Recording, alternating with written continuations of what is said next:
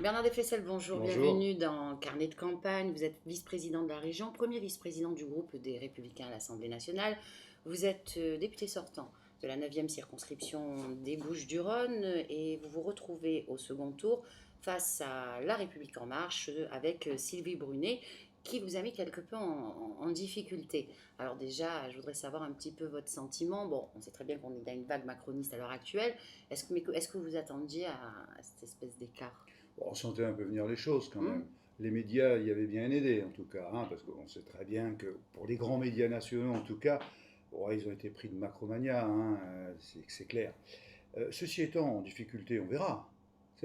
Tant que les électeurs n'ont pas tranché, on ne peut pas trop se prononcer. On a vu qu'à travers les sondages, à travers les courants d'opinion, bon, il y avait quelques hésitations. Moi, je suis très confiant. Je vais vous dire une chose. Moi, je me bats jusqu'au bout. Je me bats simplement pour mes idées. Vous savez, on nous annonce 400, 450, pourquoi pas 500 députés Macron. Qu'est-ce que ça va apporter à la démocratie? Le président de la République veut une majorité à l'Assemblée nationale. A priori, il va l'avoir. Qu'est-ce que va faire un député macroniste de plus? En particulier celle ou celui de ma circonscription. Rien. Il faut faire très attention à la démocratie. Elle est fragile. Notre pays est fragile aujourd'hui. Il est très fragile. Et si nous avons un groupe unique, omnipotent, de 400, 450, voire 500 députés qui pilotent tout aux ordres du président de la République, eh bien nous aurons une difficulté démocratique. Donc je dis, et moi j'appelle les électeurs, nos concitoyens, à faire attention, à rééquilibrer les choses, à faire en sorte que vivent les idées, les valeurs de la droite républicaine et du centre.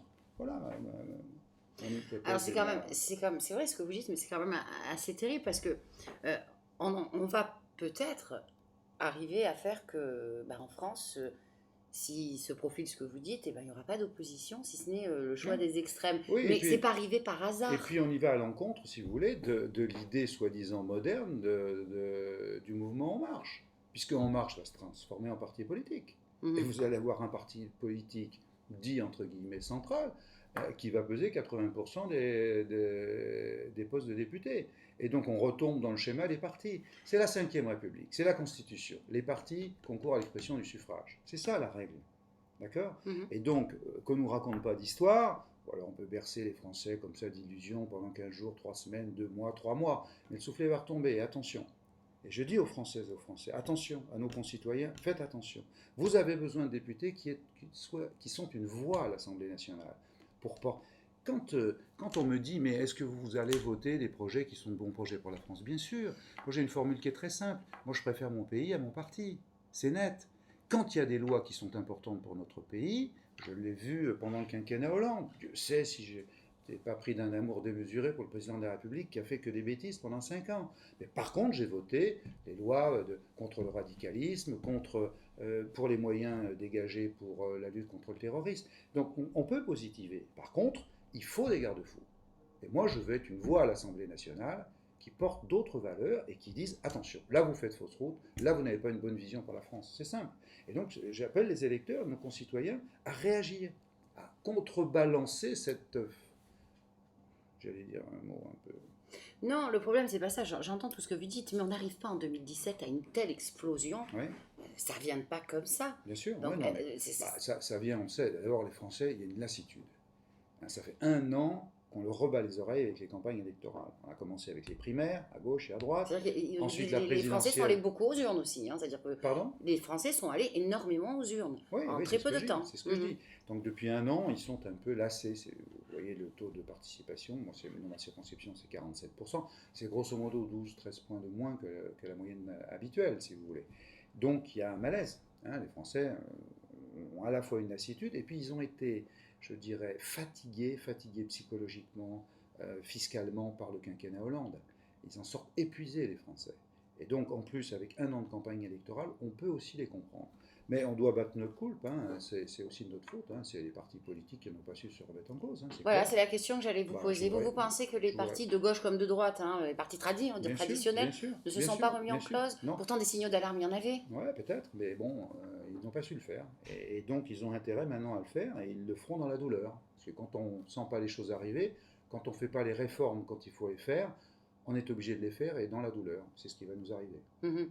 Qu'est-ce que vous proposeriez, vous, comment vous verrez je sais pas, les Républicains version Bah, je crois, 2017-2018. moi, au lieu d'une bataille d'hommes, qui peut s'annoncer éventuellement au mois d'octobre ou au mois de novembre, il faut refonder le parti sur les valeurs, enfin, je veux dire, euh, l'idée, par exemple, d'un directoire, de faire en sorte qu'il n'y ait pas un affrontement entre deux courants, entre deux hommes, etc. On en sort de ça. Les Français n'en veulent plus, sont lassés de ça.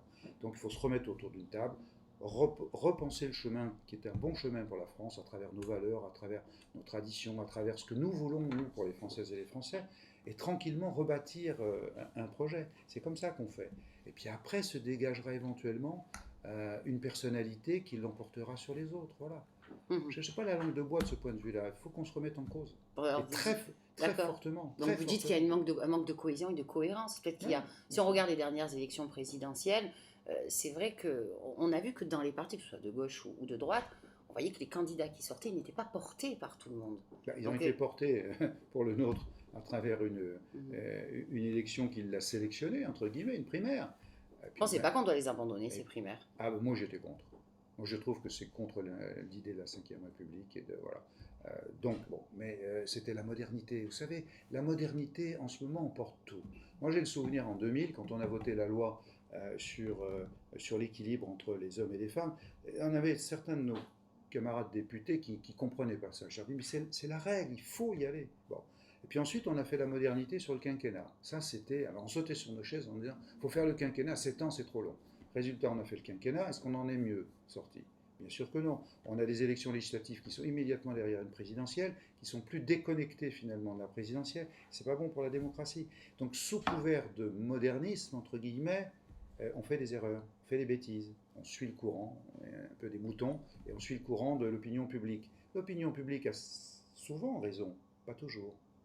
Mhm. Et je dirais la dignité d'un homme politique, d'un homme d'État, c'est d'être contre le courant et de dire non, là on se trompe. Hein. Alors aujourd'hui on nous explique il faudrait le septennat, il faudrait revenir à un septennat unique, etc. Oui, pourquoi pas. Alors, il vous reste quelques jours, on va dire, pour arriver au deuxième tour. Comment sur le terrain vous allez essayer de convaincre, parce ils sont énormément, ils sont pléthores, les abstentionnistes? Mais je crois il faut leur expliquer, et essayer de les prendre par la main en leur expliquant ce que j'ai dit tout à l'heure, Mhm. c'est-à-dire dire attention, notre société est fragile. La société française est traversée par des courants, elle est traversée par des doutes, etc. Il faut donc qu'il y ait un équilibre, en particulier au Parlement. L'Assemblée nationale, c'est là où bat le cœur de la démocratie. Et donc il faut faire attention, c'est fragile, et cet équilibre est fragile. Et donc il ne faut pas donner toutes les clés du pouvoir à un gouvernement qui serait plutôt autoritaire. M. Macron n'est pas un gentil. Je crois que les gens se trompent un peu sur sa personnalité. Et donc il va tenir d'une main de fer sa majorité. Et on connaît ça, on a vécu ça quand on a un tout petit peu d'expérience. Les députés sont souvent contraints, entre guillemets, de voter, d'épouser finalement les thèses parisiennes du pouvoir central. C'est la règle de la Ve République. Moi, je dis qu'il faut rééquilibrer les choses. Puis il faut se poser la question, et c'est le message que je transmets à nos électeurs, cette question elle est simple, qui peut le mieux défendre nos projets, nos réalisations dans notre circonscription? Quelqu'un qui arrive, qui a disparu de la scène politique pendant 10 ans et qui, en claquant des doigts et en mettant sa tête sur une affiche à côté de M. Macron, peut gagner? Ou quelqu'un qui, depuis des années, connaît les ressorts et les aspirations de ses concitoyens, les aide dans leurs projets, dans leurs réalisations, appuie les maires pour essayer finalement de faire en sorte d'améliorer les services publics dans sa circonscription? Voilà, c'est un questionnement, c'est une question que doivent se Mhm. poser les électeurs avant dimanche de trancher. Oui, bah justement, euh, on voit que la situation, on voit qu'on est dans un monde qui est à la fin d'un cycle. On le voit très bien, que ce soit au niveau national ou même international. On voit avec l'élection de Trump aux États-Unis, le Brexit en Angleterre, en France avec les élections de l'échiquier politique complètement bouleversé, le Front National qui était, enfin, on a eu un petit peu peur à un moment donné. Donc, on voit qu'on arrive à la fin d'un cycle. Pensez pas que les gens ont besoin, avec tout ça, de revenir euh, à une politique, je ne sais pas, entre guillemets, qui aurait un visage plus humain. Le visage plus humain, vous l'avez en face de vous, le visage plus humain. Puisque je suis un humaniste, mais vous savez d'où je viens quand même. Attendez, ça vous fait rire. Bon, c'est déjà ça. J'ai le rire facile. Faisons aussi rire nos électeurs, ils en ont besoin, parce qu'ils ont le moral dans les chaussettes. Vous savez, quand on regarde les grandes études d'opinion et qu'on s'aperçoit qu'on est classé 170e ou 172e derrière les Afghans, ou pratiquement derrière les Syriens, on peut se poser des questions quand même. Quand je parle de la fragilité de la société française, je ne crois pas me tromper. Oui. Et au niveau des... Je voudrais avoir votre sentiment, on est dans une période très difficile avec beaucoup d'attentats, on voit que ça saute partout, encore à Londres. En France, malheureusement, on n'a pas été épargné. Les Juifs ont beaucoup été ciblés. Ouais, tout à fait. Ça a démarré d'ailleurs par eux, en Bien 2012, sûr, avec bien sûr. à Toulouse et l'affaire Mohamed Demira. Ça a Bien sûr. continué J'ai suivi avec, tout ça, vous savez. avec l'hypercacher. ouais. On voit un antisémitisme qui Latent. monte, qui est lourd, qui est latent et qui quand même, jusqu'à récemment à Paris avec l'affaire de Madame Sarah Halimi, qui conduit Bien à la sûr, mort. bien sûr. Alors vous, je voudrais avoir votre sentiment Alors, mon sur ça. sentiment, il est très clair. Pour moi, Israël est un pays ami. Bon, je n'ai pas de difficulté à dire ça, parce que j'y étais souvent. Je suis dans le groupe d'amitié France-Israël à l'Assemblée nationale. J'y ai beaucoup d'amis. Et donc, on ne rappellera jamais assez que c'est la seule démocratie du Moyen-Orient. Et donc, il faut la protéger. C'est très clair, c'est très net. Et ça me fait un lien avec ce qui se passe en France. Je suis assez déçu et assez circonspect sur le fait que nous n'entendons rien du président de la République, ou du Premier ministre, ou du gouvernement d'ailleurs dans son ensemble, sur toutes les vraies questions qui minent la société française. Sur le radicalisme. Le terrorisme, oui, parce qu'il y a eu encore des événements à Londres, mais sur le radicalisme, sur nos banlieues qui sont minées, sur les imams qui vont prêcher dans les mosquées contre la République. Que dit le gouvernement là-dessus ? Où est l'autorité de l'État ? Alors justement, quand vous Où est parlez... l'autorité de l'État ? Je suis frappé, moi, dans cette campagne électorale, on disait qu'elle était très longue, qu'elle avait duré plus d'1 an. Je n'ai jamais entendu M. Macron sur ces sujets-là. C'est dommage.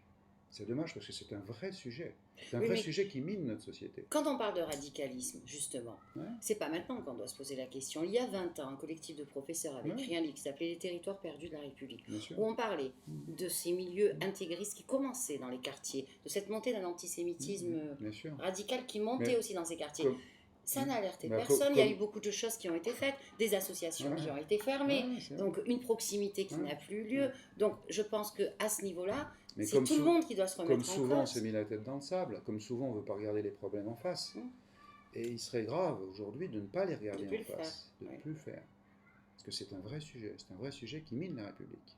Et donc, il faut qu'on y soit très attentif.